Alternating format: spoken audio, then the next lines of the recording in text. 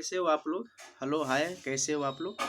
तो हमने सबसे पहले हाउसकीपिंग के बारे में जाना, उसके बाद पीपीई यानी पर्सनल प्रोटेक्टिव इक्विपमेंट्स के बारे में जाना और आज हम जानने का प्रयास करेंगे कन्फाइंड स्पेस। कन्फाइंड स्पेस माने सीमित स्थान। तो तो देखो आप जब सबसे पहले हम इसका डिफिनेशन इंग्लिश में जानने का प्रयास करेंगे, क्योंकि अगर आप इंडस्ट्रियल एरिया में या फिर कहीं भी किसी फॉरेन कंट्री में अगर आप जाते हो काम करने के लिए, तो थोड़ा सा इंग्लिश आनी चाहिए। विदाउट इंग्लिश आप अच्छे से काम नहीं कर पाओगे, अर्निंग नहीं कर पाओगे, प्रमोशन आपको नहीं मिल पाएगा। तो थोड़ा सा जो आप काम कर रहे हो उसके बारे में ही थोड़ा सा इंग्लिश पढ़ना लिखना, ऐसे बात करना उतना तो आना चाहिए कि बात कर लो, समझा लो, जो सामने वाला इंग्लिश बोल रहा है वो आप समझ जाओ और आप अपने बात को इंग्लिश में उसे समझा दो। तो इसका सबसे पहले first of all we will try to know that what is the definition of confined space. सबसे पहले हम ये जानने का प्रयास करेंगे कि कन्फाइंड स्पेस का डिफिनीशन क्या होता है। तो इसका डिफिनेशन इंग्लिश में इस तरह बोलेंगे, फिर इसके बाद हिंदी में बोलेंगे। तो पहले एनी इनक्लोज्ड और पार्टियली इनक्लोज्ड स्पेस, वैसे बंद या फिर आंशिक रूप सीमित रूप से बंद स्पेस लोकेटेड आइदर अबव और बिलो ग्राउंड और डीक level which is not designed for continuous human occupancy, limited access और egress। यानी कोई भी स्पेस हो या फिर कोई भी बंद या आंशिक रूप से पूरी तरह से बंद या फिर आंशिक रूप से बंद ऐसे स्पेस जो लेवल ग्राउंड लेवल यानी धरती के लेवल से ऊंचाई पे हो या ग्राउंड लेवल से नीचाई यानी नीचे हो, ग्राउंड से कम हो, ग्राउंड लेवल से बहुत नीचे हो, या फिर कोई भी बहुत खराब से खराब स्थान लेवल जो which is not design for continuous human occupancy, जो लोगों के जो भी ह्यूमन है काम करते हैं उनके लिए अच्छा डिजाइन नहीं होता है। मतलब वो जो एटमॉस्फेयर होता है बहुत खराब एटमॉस्फेयर होता है और लिमिटेड एक्सेस एंड इग्रेस, आने जाने का जो रास्ता है वो लिमिटेड होता है, बहुत कम होता है। उसे हम लोग कन्फाइंड स्पेस बोलते हैं। यानी कोई भी स्थान जो बंद हो या फिर सीमित रूप से बंद हो, जहाँ पे आप अच्छे से काम नहीं कर पाओगे, जहाँ पे आप आराम से काम नहीं कर पाओगे, आने जाने का रास्ता बहुत ख़राब होता है, उसमें ऐसे ऐसे हजार्ड्स होते हैं, बहुत जहरीली विषैले टॉक्सिक गैसेज होती है, ऑक्सीजन की कमी होती है, उसमें फ्लेमल लिक्विड होता है, गैस होता है, मटेरियल्स होता है जिसमें थोड़ा सा भी चिंगारी या आग लग जाता है और बहुत ज़्यादा हजार्डस होते हैं। इससे ज़्यादा हजार्डस और कहीं भी नहीं होते हैं जो कन्फाइंड स्पेस में होते हैं। कन्फाइंड स्पेस में जो काम करते हैं उनके लिए स्पेशल परमिट दिया जाता है कि स्पेशल जब परमिट मिलता है, गैस टेस्ट हुआ है कि नहीं, बाकी हजार्डस है कि नहीं, ऑक्सीजन का लेवल कैसा है, सारे चीज़ जब परमिट मिल जाती है तब अंदर जाकर काम करते हैं और जितना जल्दी काम करके निकल जाए उतना ही जल्दी उनके लिए अच्छा होता है। तो आज हम कन्फाइंड स्पेस के बारे में जानेंगे कि कन्फाइंड स्पेस में क्या होता है। तो उसमें नो प्रॉपर वेंटिलेशन ये होता है कि उसमें जो अगर ज़मीन के अंदर जा रहे हैं तो आप जानते हैं कि ज़मीन के अंदर जैसे जाएंगे तो अनेक तरह की गैसें मिलती है प्लस ऑक्सीजन की लेवल घटती जाती है। तो उसमें अगर जो कन्फाइंड स्पेस में होता है कि उसमें प्रॉपर वेंटिलेशन यानी हवा का जैसा आपको हवा चाहिए, जैसा आपको वायुमंडलीय चाहिए उस तरह वायुमंडलीय नहीं मिलता है। इसके अलावा काम करने के लिए अनसेफ एटमॉस्फेरिक कंडीशन होते हैं। जो काम अगर हम बाहर काम कर रहे हैं तो हमें ऑक्सीजन पूरा अच्छे से मिल रहा है, काम कर रहे हैं, जगह अच्छा है, काम मन लगाकर काम कर रहे हैं, सारे चीज़ अच्छे से कर रहे हैं। लेकिन कन्फाइंड स्पेस में ऐसे नहीं होता है। जो उसमें जो कंडीशन होता है एटमॉस्फेरिक, वहाँ का वायुमंडलीय का जो कंडीशन होता है, वायुमंडलीय कंडीशन, वो अनसेफ होता है, वो अच्छा नहीं होता है। इसके अलावा आने जाने का जो रास्ता है वो बिल्कुल नहीं होते हैं। एक आदमी गए जिस रास्ते से जा रहे हैं उसी रास्ते से आ रहे हैं, एक आदमी गए फिर दूसरे आदमी के काम करने के लिए जगह ही नहीं है। इसी को कहते हैं कन्फाइंड स्पेस। तो सबसे पहले हमें जानने का प्रयास करेंगे कन्फाइंड स्पेस। तो आप हालांकि आप ये जान गए हो कि कन्फाइंड स्पेस कैसे होते हैं। सीमित जगह में काम करना होता है, इसलिए सीमित जगह होने के कारण इसमें हजार्डस भी बहुत ज़्यादा हजार्ड्स होते हैं। तो हम इसको हजार्ड्स होते हैं, तो इसमें दो हजार्ड्स को हम दो भागों में बांट देते हैं। पहला हजार्ड्स एटमॉस्फेरिक हजार्ड्स, वायुमंडलीय हजार्ड्स, और दूसरा फिजिकल हजार्ड्स। तो एटमॉस्फेरिक हजार्ड्स में क्या होता है, ऑक्सीजन डिफिशियंसी, ऑक्सीजन की कमी होना, ऑक्सीजन इनरिचमेंट, कभी कभी ऑक्सीजन बढ़ जाता है, वो भी हजार्ड्स है। इसके अलावा toxic gases, flammable gases, materials, liquid. Flammable यानी आसानी से आग पकड़ ले, गैस भी हो सकते हैं, लिक्विड भी हो सकते हैं, मटेरियल्स भी हो सकते हैं। इसके अलावा जो फिजिकल हजार्ड्स है, फिजिकल हजार्ड्स में आपका नॉइज हो गया, इलेक्ट्रिकल हो गया, टेम्परेचर हो गया, स्लिप हो गया, फिसलना, ट्रिप, पैर में कुछ फंस गया, आप गिर गए। इसके अलावा फॉल हो गया, अचानक बिछल कर गिर गए। पुअर विजिबिलिटी, वहाँ कुछ सुनाई नहीं देता है, सुनने की कुछ दिखाई नहीं देता है, कुछ सुनाई नहीं देता है, उसकी पुअर एक्सेस और इग्रेस, आने जाने का रास्ता बहुत कम होता है। पुअर कोलेप्स ऑफ स्ट्रक्चर होता है, उनका कोलेप्स कर जाना। इसके अलावा फ्लोटिंग, यानी फ्लोटिंग मतलब पानी कहीं से आ जाना, बाहर आ जाना, बारिश के पानी आ जाना, जिससे भी वो हजार्ड्स हो जाते हैं, हजार्ड्स के कारण होते हैं।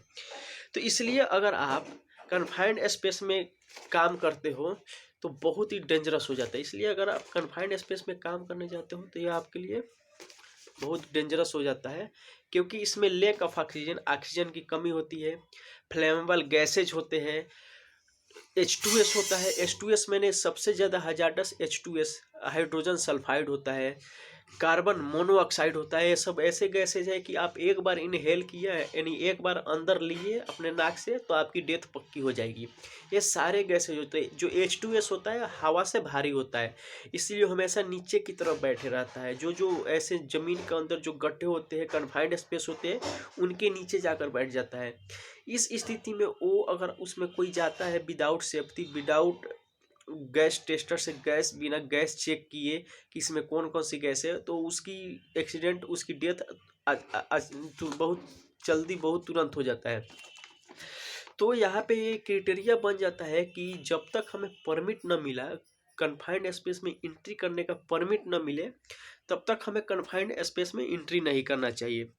तो नेवर इंटर इन ए कन्फाइंड स्पेस जब तक ऑथराइज्ड गैस टेस्टर और ऑक्यूपेशनल हाइजीनिस्ट के द्वारा एंट्री परमिट न मिल जाए। जब तक हमें ऑथराइज गैस टेस्टर, जो गैस टेस्ट करने वाले लोग होते हैं उनको ऑथराइज गैस टेस्ट करते हैं, यानी कन्फाइंड स्पेस में अभी तक कौन कौन सी गैसें हैं, यहाँ पे H2S क्या है, H2S है कि नहीं है, CO है कि नहीं, कार्बन मोनोऑक्साइड है कि नहीं, मीथेन है कि नहीं, एसिटिलीन है कि नहीं, प्रोपेन है कि नहीं, हाइड्रोजन है कि नहीं, इसके अलावा बाकी कौन कौन सी गैसें हैं, जब तक वो टेस्ट ना हो जाए तब तक आप एंट्री नहीं करें। इसके अलावा जो ऑक्यूपेशनल हाइजीनिस्ट के द्वारा वहाँ पे क्या कैसा कंडीशन है, वहाँ पे जो ऑक्यूपेशनल हाइजीनिस्ट वहाँ पे काम करने लायक सिचुएशन है कि नहीं है, जब तक वहाँ से परमिट न मिले आप कभी इंटर नहीं करना चाहिए। इसके अलावा जो ट्रेंच होता है, इसके अलावा देखो कन्फाइंड स्पेस किसे कहते हैं, अगर आप जमीन के लेवल से 1.5 मीटर 1.5 मीटर अगर नैरो आप गड्ढा खोद दे तो उसे हम कन्फाइंड स्पेस मानेंगे। जैसे अगर कोई समतल मैदान है, वह 1.5 मीटर 1.5 मीटर अगर आप गड्ढा खोद देते हो, आप गड्ढा कर देते हो, तो उसे हम कन्फाइंड स्पेस मानते हैं। इसके अलावा all confined space must be ventilated, जितने भी कन्फाइंड स्पेस होते हैं मस्ट बी वेंटिलेटेड का मतलब ये होता है कि कन्फाइंड स्पेस में बहुत तरह के गैसें होते हैं, तो बड़े बड़े वेंटिलेटर लगाए जाते हैं, जिससे नीचे के जितने भी गैसेज है, विषैली गैस, उसको लेकर ऊपर फेंकता है, और ऊपर से जो सेफ एयर होते हैं, जो अच्छे एयर होते हैं, ऑक्सीजन होते हैं, नाइट्रोजन, जो अच्छे एयर, उनको अंदर ले जाता है। इसको वेंटिलेटर कहते हैं। इसके अलावा जो भी फ्लो ऑफ एयर है, फ्लो ऑफ एयर वो हमेशा मेंटेन होनी चाहिए। फ्लो ऑफ एयर का मतलब ये होता है कि मान लीजिए कि आपके घर में वेंटिलेटर लगा रहता है, वेंटिलेटर, इसके अलावा खिड़की है। इन लोगों का काम क्या है कि अंदर का जो गर्म हवा है वो आगे फेंकना, बाहर लेकर जाना, बाहर से अच्छा हवा अंदर लेकर आना, यही फ्लो ऑफ एयर कहते हैं। तो जो भी कन्फाइंड स्पेस है उसमें मेंटेन हो रहा है कि नहीं फ्लो ऑफ एयर का, यानी जो बाहर का हवा है अंदर आ रहा है कि नहीं, अंदर का हवा बाहर जा रहा है कि नहीं, ये जब मेंटेन होगा तभी आप काम करिएगा। इसके अलावा जो भी gas test are mandatory before entry permit. Entry permit से पहले, एंट्री परमिट होने के पहले भी गैस टेस्टिंग मैंडेटरी है। यहाँ तक कि जब भी आप इंटर करें कन्फाइंड स्पेस में, कन्फाइंड स्पेस में इंटर करने के पहले भी गैस टेस्टिंग मैंडेटरी है। अभी गैस हाइड्रोजन सल्फाइड नहीं है, आप 1 घंटे के बाद गए अंदर, क्या जाने हाइड्रोजन सल्फाइड उसमें आ गया तो फिर क्या होगा। इसलिए एंट्री करने से पहले गैस टेस्टिंग करना मैंडेटरी है। इसके अलावा फ्लेमेबल गैसेज, ऑक्सीजन के कंटेंट, ऑक्सीजन कैसा है। इसके अलावा टॉक्सिक सब्सटेंसेस, इसके अलावा कार्बन मोनोऑक्साइड, हाइड्रोजन सल्फाइड का टेस्ट आवश्यक होना चाहिए। ये सारे जब टेस्ट हो जाए तभी आप इंटर करें। अब ऑक्सीजन के बारे में बात करते हैं। ऑक्सीजन जानते हैं कि वायुमंडल में, एटमॉस्फेयर में ऑक्सीजन 21% होता है, नाइट्रोजन 78% और 1% में बाकी जितने भी गैस है 1% में होती है, जिसमें 0.30% कार्बन डाइऑक्साइड होता है। तो हमें अभी जो ले रहे हैं ऑक्सीजन, ये प्योर ऑक्सीजन है और ये 21% है, यानी जितनी वायुमंडलीय गैसेज है उसमें 21% ऑक्सीजन हम ले रहे हैं।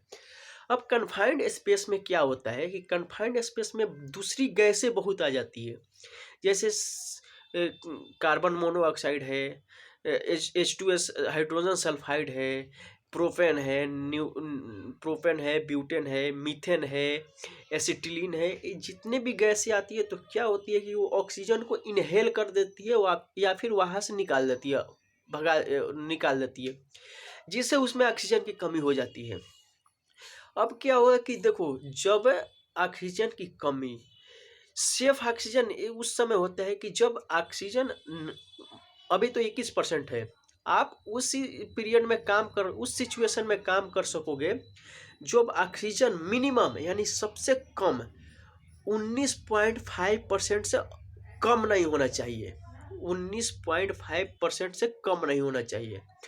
और ऑक्सीजन के जो मैक्सिमम है 23.5 से अधिक नहीं होना चाहिए, यानी 23.5 से लेकर 19.5 के बीच में अगर ऑक्सीजन लेवल है तभी आप काम कर पाओगे। अगर उससे कम में काम करोगे तो आप जानते हो कि ऑक्सीजन की कमी के कारण क्या हो सकता है। आदमी अगर भोजन ना करे तो 7 दिन तक जिंदा रहता है, अगर पानी ना पिए तो 1 दिन तक जिंदा रहता है, लेकिन उसे अगर ऑक्सीजन ना मिले तो 1 मिनट भी उसको जिंदा रहना बहुत मुश्किल हो जाता है, 1 मिनट भी नहीं बच सकता है। इसलिए ऑक्सीजन का जब कंटेंट, ऑक्सीजन चेक हो जाए कि ऑक्सीजन कितना है इस कन्फाइंड स्पेस में, तभी आप एंट्री करें। इसके अलावा जो कार्बन मोनोऑक्साइड और हाइड्रोजन सल्फाइड, ये दोनों टॉक्सिक गैसें हैं, जहरीली गैसें हैं। इनका भी एक लेवल होता है जो ppm में चेक किया जाता है। तो जो ppm होता है, जो वो अगर 10 ppm, जब वो उसका गैस टेस्टिंग का मशीन होता है उसमें 10 ppm से अगर कम है कार्बन मोनोऑक्साइड और हाइड्रोजन सल्फाइड, तभी आप काम करने जाए। 10 ppm से कम है तभी काम करने जाए, अन्यथा काम ना करें, क्योंकि उससे ज़्यादा हो जाएगा तो आपके लिए बहुत खतरा होगा, आपकी डेथ भी हो सकती है, डेथ भी हो जाएगी।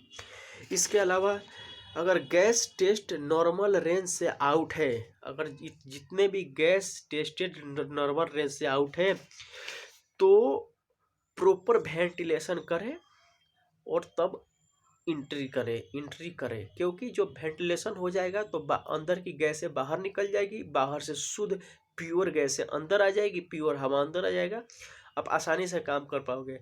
अगर प्रॉपर वेंटिलेशन किए बिना अंदर जाओगे तो आपकी डेथ निश्चित है, पक्का है, सुनिश्चित है। ठीक है, ओके, थैंक यू। आगे मिलते हैं, आप हमारे चैनल को सब्सक्राइब करें। प्यार करें। Thank you.